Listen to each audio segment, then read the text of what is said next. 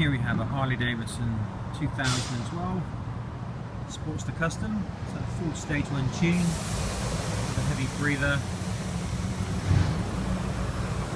The other extras include backrest and sissy bar, custom mural,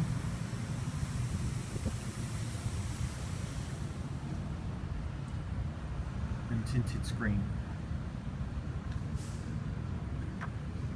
It's done just over 9,000 miles and it's been really well looked after. The engine's clean, and in behind the back wheel where it gets most of the dirt, it's pretty much spotless.